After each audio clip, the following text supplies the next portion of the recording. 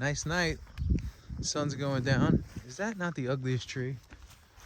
That's gonna be coming down too. We're gonna be giving the pigs some treats here. We have some fruit that we're gonna feed them, and they'll be loving this. Little fruit. Once one hears the sound of food, they all come. You've heard this is the sound of freedom. This is the sound of food. Just some fresh melons. Gotta throw enough for all. Now we're gonna go with the watermelon segment of the meal. Oh, here they come. They're coming from all sides. Get everybody. Oh, coming in enthusiastic. We may have to go get some eggs. Yeah.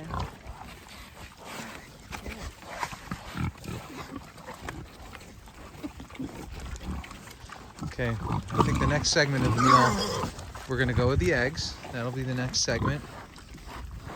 Look at these guys, they're crazy.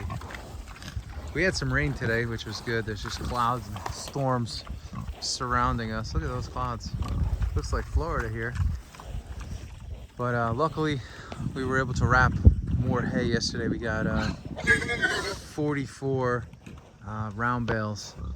And actually, I got a call today from somebody, which we were really fired up about, that has 150 round bales for us. So that will get us close to about 500 if we can pull that off, which I think we're going to be able to. We've actually dealt with him before, and it's always promising when people reach out and say, hey, I got this. Are you interested? And I say, yeah, we're definitely interested, because we can use as much hay as we can get. So it gets expensive too. Actually, another thing that we've been dealing with or considering is, you know, the size of our herd and how much hay we'll actually need for the winter. And I have it calculated to get us through the winter and basically till May. Our hay cost is going to be like $52,000 to get 100 head of cattle through the winter. So we have to make a couple decisions here on what we want to do and how we're going to do it. Again, we're going to definitely reduce down a bit how much we have to make a decision on, but we'll make those decisions shortly. So it's easy to make those decisions in your head, but when you have to remove the cattle off the farm and go through that whole process, that's where the work comes in. So kind of doing some role play in our head and seeing what the best thoughts and ideas are here. But again, on the other end, we don't want to lose good cattle just over a hay bale. We have to sell more meat, and ultimately then we can make better decisions, as opposed to making decisions from a mindset of deficit or scarcity, like, oh, it's going to cost this much in hay, we have to reduce our herd just to save on hay. We have to start thinking about too next year, and ultimately how many cows we're going to need to get through our season. So there's a lot to consider. You know, it's easy to say just reduce the herd, save on hay. That's part of it, but we do have to think about the next season. We have to think about next year and what our needs are going to be. So that's the thing with farming. You always got to be thinking ahead. Like, you know, this little pig here, that's not a for now pig, right? We're thinking about this guy being ready 8 months from now, 7 months from now. So we're shooting this here in August. August, September, October, November, December, January, February, March. So that's a March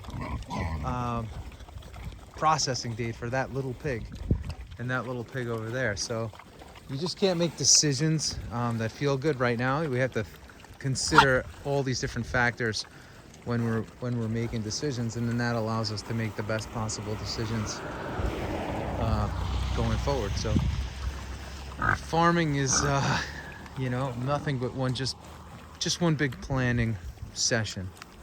You know, like we didn't bring enough fruit, so we had to next time plan on bringing more fruit out. But we got plenty of eggs, that's for sure. So we're doing good here. Next we're gonna go check on the goats, make sure they have enough. We've had to make sure we have enough square bales in the barn for the goats. We have to make sure we have enough mulch hay in the barn for the baby pigs and the mama pigs. So a lot of planning, a lot of planning, a lot of planning. This is also a Friday that I'm shooting this, so I have to plan our newsletter for the week. You know, what content are we going to put out? What information are we going to put out to customers? Do we have any specials that we're going to be running on meats? And then I also have to consider too, like, our turkey stock, right? We've lost some young turkeys, so I got to work to keep them alive. So anyway, lots of planning. That's what we do here. We're professional planners. Lauren's a professional planner, and together we plan.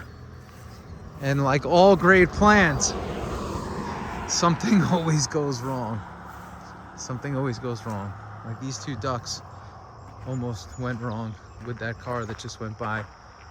We got a real problem too on this road with cars and trucks. People like to drive crazy fast around a farm, which is just stupid, because animals, no matter how well you have them fenced, like a duck could run out in the street. Or you could see sometimes it's hard to keep those little piglets in. They like to explore, and you know, you got to be careful. And some people like to fly down the road not giving a crap about the fact that this is a farm. So again, we have to plan on that too, right? We have to plan. We called the town to see if they put a sign up to get people to slow down. That didn't work. So we're always planning. You got to plan in life. Life is about planning. You have a good plan, you got to be able to adjust your plan and go from there. I know we've been talking to a lot of farmers lately that have been cutting hay, and they're always planning to see what the weather's going to do. And today, many wanted today to be a hay day, but it was not a hay day because the storms come in and storms go out all day long. So anyway, that's what we have here. Nice time on the farm today. It's a good day overall. Everybody was healthy today on the farm. All the animals are doing well, and we're feeling really good about everything. So that's what we got. That's what we got. So I wanted to just come out and chat today about having a plan and planning, and in doing so, you know, it just gives you a little bit more clarity as to what your next steps will be. For us, it's what our next steps will be, and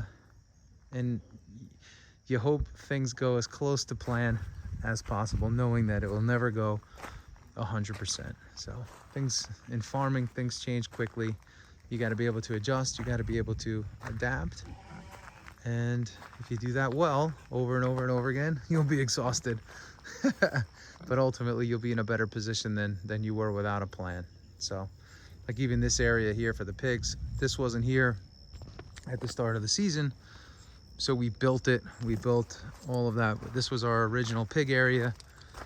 And then now we expanded it to here, and we built 2 pastures over here for the pigs. And we had to build those shelters for the pigs. And we have the mama pigs there on the right, and breeding sows. And then we have all our feeder pigs right here. And they love this mud. They love it. It's like a mud bath every day. And they all just hang out and rest, and they have freedom at Freedom Farms. But we had to plan this because we didn't have it, right? How much wire do we need? How many posts do we need? What are we gonna do for a water source? How are we gonna make sure we have enough space for each of them to feed without interfering with each other's feeding, and therefore growth pattern and growth schedule? So it's all planning. Then we built these outdoor pens over here, which we didn't have. These are outdoor breeding pens because we were losing so many piglets breeding outside in the natural that we built 2 pens here. And now we just switch in and out the bred sows, you know, right when they start to drop and show that there's milk, you know, filling up inside of them, and we move them right into right into here. And then we said, okay, well, we're losing south. So we started to put there's a piece that we put in the corner with a heat lamp of plywood. And that's kept all of our piglets alive. So these are all adjustments to the initial plan. When we first started, we're like, okay, here's the pig area.